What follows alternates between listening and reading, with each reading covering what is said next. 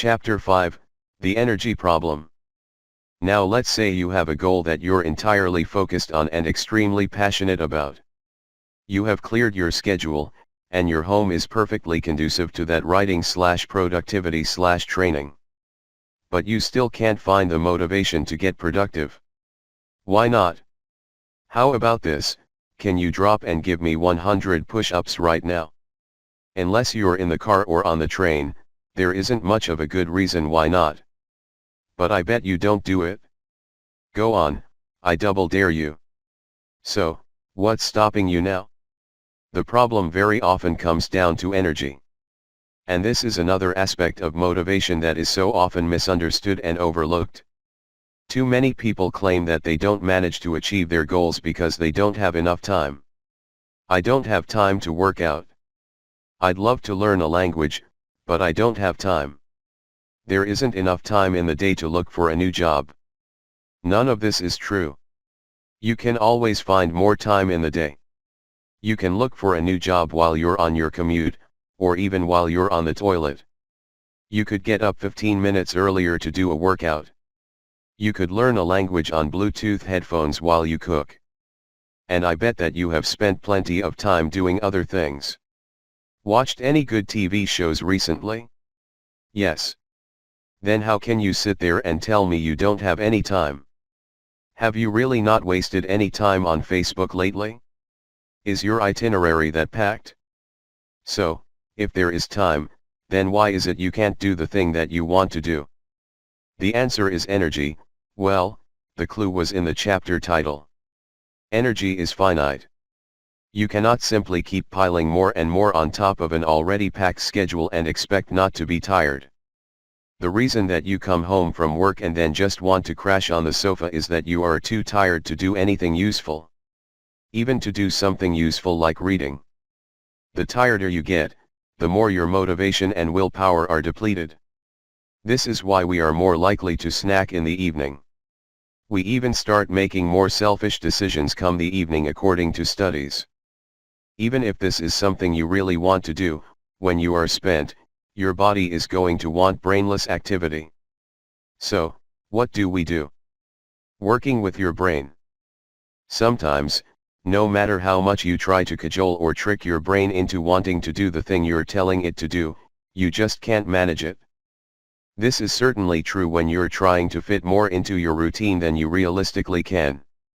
And it's certainly been true for me lately as a new dad. I don't have the option of waking up 10 minutes early because my baby often wakes me up at 4 a.m. and requires bobbing for the next 30 minutes. I can't spend my evenings doing useful things, because I need to cook for her meal the next day. It's challenging. But despite this, I've managed to write a book in the last month, gain a diploma, and beat my personal records in the gym for a number of movements. So, what's the secret? One such answer is to make the things you want to achieve work around your existing routines and energy levels. Case in point, I now train extra hard on a Monday because it is the one day where I get to go to the gym. I perform my other workouts in shorter modules lasting 10 minutes. So instead of training my whole body for an hour, I will train biceps for 10 minutes, lats for 10 minutes, pecs for 10 minutes, etc. I can then take one or two of those modules and squeeze in a super short workout while the baby naps. Likewise, I've learned when I work best. This routine has me exhausted, and I know that as soon as I have dinner, I'm going to be completely finished. Dinner triggers the release of large amounts of serotonin, which the body converts into the sleep hormone melatonin. Not only that, but once you sit down, your body will enter a deep state of relaxation. So, stay on your feet to remain energetic longer.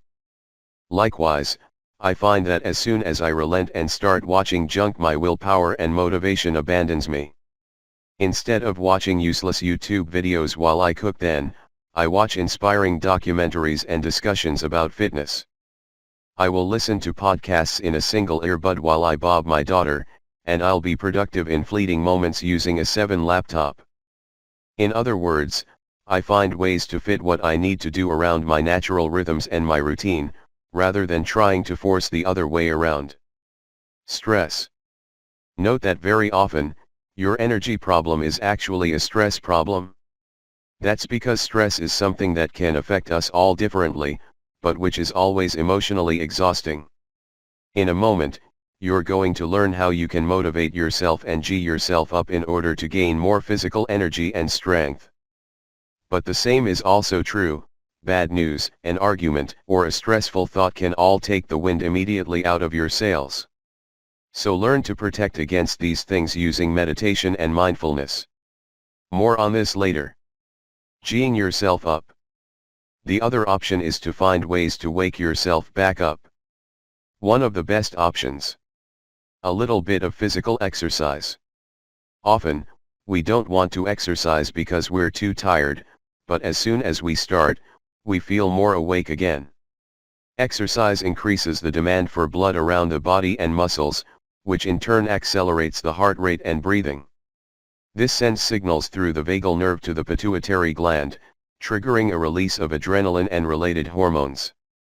This makes you stronger, more energetic, and more awake. So, start with light exercise, such as some stretching or a little bit of light bouncing up and down. Don't even demand anything more of yourself than that. This can then give you enough energy to do more should you wish to. It can also help you to gain more energy for a host of other tasks. This is one reason that office workers are often encouraged to get up and walk around the room on occasional intervals. Not in the mood to jump up and down even? Can't think of anything worse? Then you could always try a trick from the animal kingdom. It's called pandiculation, and it essentially involves stretching. Or not stretching exactly. Not reaching your toes and then holding that position for 2 minutes. Rather, it means stretching as in a yawn. As in the way that your cat or your dog will stretch when they first wake up after a nap. This movement involves elongating the body with a slight muscle contraction, and it feels extremely relieving and cathartic. The reason for this is that you're contracting and then relaxing the muscles in order to help let go of stored tension.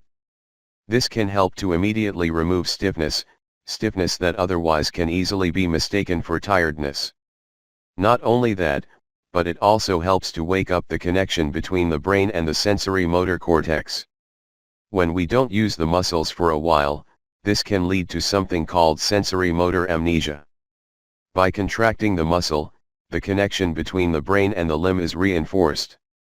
In fact, a yawn is actually a form of pandiculation, which helps to release tension in the respiratory muscles, including the intercostal muscles, which expand and contract the chest to open and close the lungs, the jaw muscles, and the diaphragm.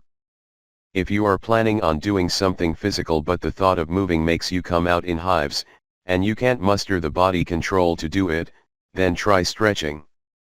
Finally, another way to wake yourself up when all you want to do is to curl up in a ball, is to splash some cold water on your face. The reason for this is that we have lots of very sensitive nerve endings in the face, which when stimulated with cold water, can trigger something called the mammalian dive reflex. This effectively increases blood flow to the brain, and can trigger what athletes and others often refer to as a flow state, not to mention waking you up and helping you overcome any lingering sense of fatigue. Priming, again. Did you know that motivation can make you physically stronger? This is where stories of mothers lifting cars off of their children come in. And it's not impossible, a shot of adrenaline helps to increase muscle contraction and max strength. Did you know that it's even possible to reduce the physical symptoms of alcohol intoxication simply by willing yourself to? Have you ever noticed how you can quickly sober up when something bad happens on a night out? All this shows the power of motivation and will. It shows that if you are excited enough, then you can trigger enough of an emotional response to overcome even physical ailments. So how do you get to this point? Options include using motivational videos again, using music, or just having a pep talk with yourself. Remind yourself why you are doing this, what the consequences are if it goes wrong, and what the emotional hook is.